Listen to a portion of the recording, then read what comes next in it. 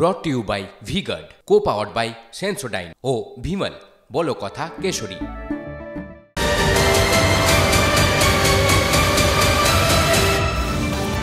এই মুহূর্তে আর একটা বড় খবর আপনাদেরকে জানিয়ে রাখি। বাগনানে তুল কালাম আক্রান্ত তৃণমূল বিধায়ক। বাগনান থানার কলেজ মোড়ের সামনে এই ঘটনা ঘটে। বাঁশ লাঠি নিয়ে তৃণমূল বিধায়কের উপর চড়াও।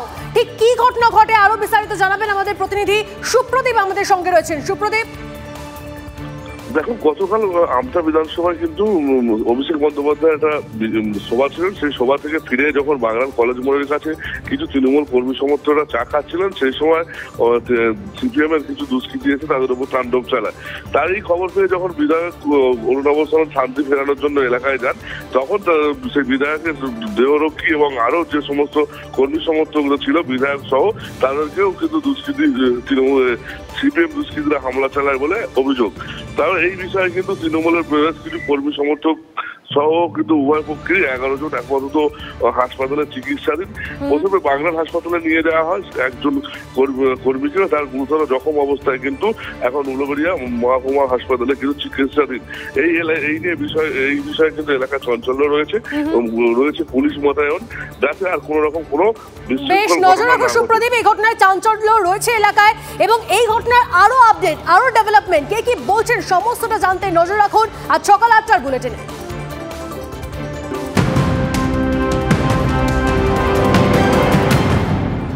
এই মুহূর্তে আরো একটা ব্রেকিং নিউজ দিয়ে আপনাদেরকে।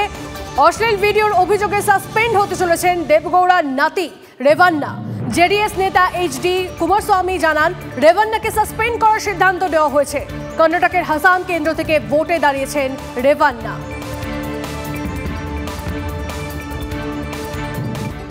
মালদা, মুর্শিদাবাদ ও দিনাজপুরে সংখ্যালঘু ভোট একটা বড় ফ্যাক্টর। কোথাও কংগ্রেস, কোথাও সিপিএম। সংখ্যালঘু প্রভাবিত একাধিক কেন্দ্রের তৃণমূলের বিরুদ্ধে লড়াইয়ে ইন্ডিয়া জোটের দুই সরে। তাই কি ভোট ভাগাভাগির আশঙ্কায় ঘাসফুল শিবির? মালদা থেকে মুর্শিদাবাদ ভোট প্রচারে গিয়ে ভোট কাটাকাটি নিয়ে বারবার তৃণমূল নেত্রীর গলায় শোনা গেল সতর্কবার্তা।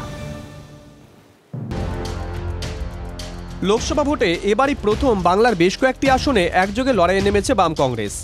খড়গ্রামের সভা থেকে তাদের এক হাত নিলেন তৃণমূল সুপ্রিমো।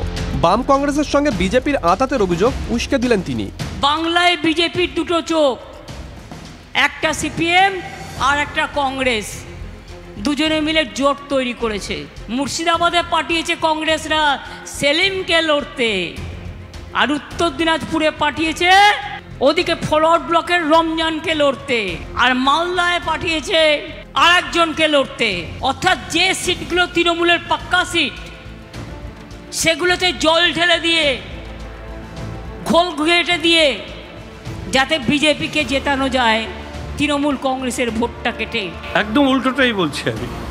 ভোট কাটাকাটি তো উনিই করছে। উনিই তো INDA-কে ভেঙে দিয়ে পশ্চিমবাংলায় চিৎকার করে বলেছেন আমি একা লড়বো। এখন একা লড়াইয়ের স্বাদটা উনি কীরকম পাচ্ছেন সেটা উনি নিজে অনুভব করুন। উত্তর দিনাজপুরে মোহাম্মদ সেলিমকে হারিয়েছিল তৃণমূল, বিজেপিকে জিতিয়েছিল। কোন মুখে কথা বলেন মমতা ব্যানার্জি? তখন নায়িকার বেটি দুই নায়িকাকে নিয়ে গেছিলেন তিনি হেলিকপ্টারে করে মোহাম্মদ সেলিম খতরনাক লোকের বোঝানোর জন্য। মালদা, মুর্শিদাবাদের মতন জেলায় লড়াইটা যে কঠিন তা কার্যত স্বীকার করে নেন মুখ্যমন্ত্রী।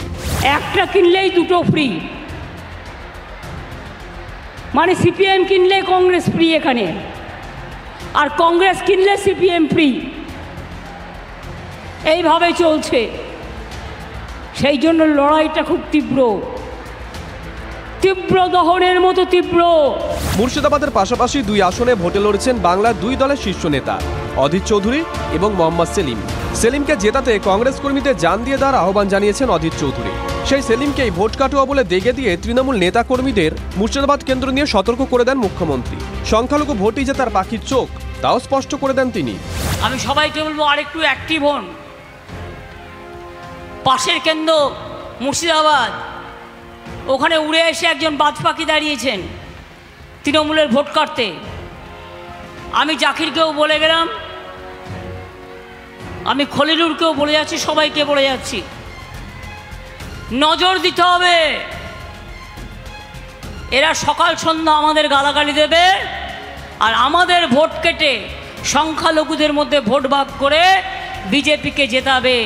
এই ভুলটা যেন আমরা না করি। মমতা হচ্ছে আরএসএস এর পোষা পায়রা, মোদির খোপে থাকে, যখন দরকার হয় বার করে আবার ভেতরে ঢুকে যায়। তো এই জন্য তাকে তো বাজপেয়ীকে ভয় পাবেই, তার আকাশে বাজ পাখি আছে বলে মমতা যদি ভয় পেয়ে থাকে তাহলে ভালো, খারাপ কিছু। সেলিমের সঙ্গে বন্ধুত্ব আছে, তাকে বাজ পাখি বলবে না?